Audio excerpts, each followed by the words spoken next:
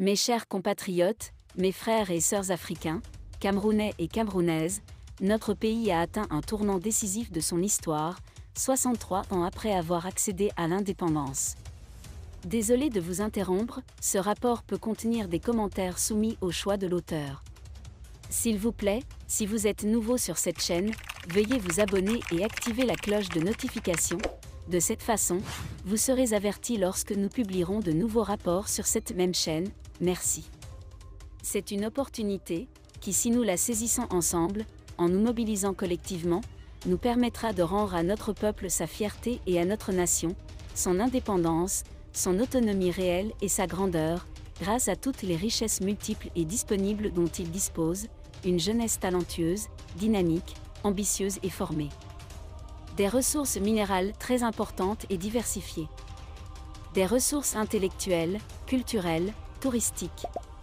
Hélas, si nous faisons l'erreur de refuser le changement pour rester dans le même système ou dans un système plus familial, alors, ce sera le statu quo, pour au moins 50 années encore, et la situation de chaque Camerounais et chaque Camerounaise continuera à se dégrader au jour le jour.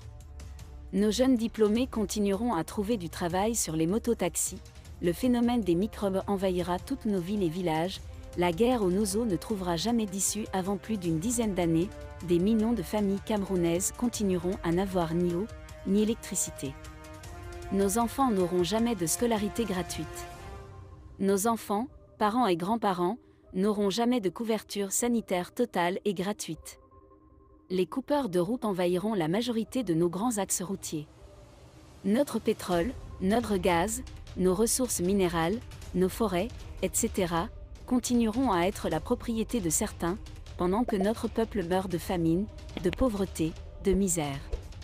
Mais bien plus, nos enfants continueront à décéder en Méditerranée à ciel ouvert, en quête du bonheur, et d'un pseudo-Eldorado, qui semble être ailleurs, alors que l'Afrique regorge de toutes les richesses, pour donner le bonheur à son peuple et surtout de formation et du travail à toute une jeunesse dans le désespoir et en quête de repères.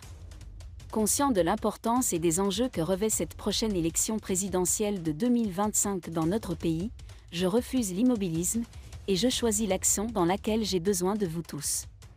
Moi, président, je m'engage à lutter et à donner le meilleur de moi-même, et même au prix de ma propre vie, pour sauvegarder les intérêts de notre peuple, les intérêts des générations futures, les intérêts de nos institutions, les intérêts de notre nation, et pour la cause de toute l'Afrique en général.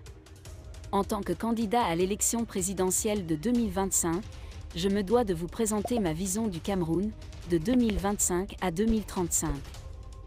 Une vision sous ma présidence pour un avenir meilleur pour chacun d'entre vous et pour notre nation. Mais avant toute chose, je tiens à exprimer ma profonde gratitude envers chaque citoyen et chaque citoyenne camerounais qui participe activement à la vie démocratique de notre nation. J'ai une pensée profonde pour ces pionniers de notre démocratie.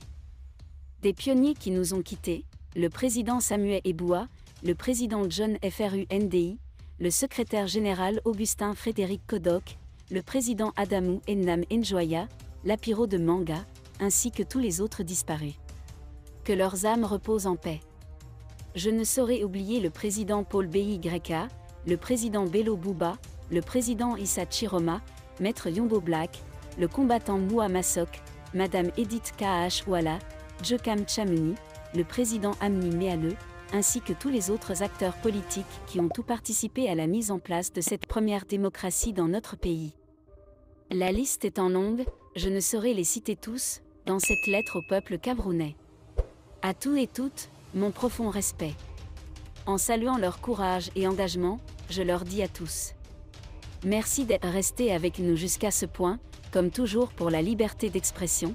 Laissez vos opinions à ce reportage dans la section commentaires ci-dessous. Si vous avez aimé cette vidéo, merci de liker, partager, commenter et surtout vous abonner à la chaîne. Et on se retrouve très vite.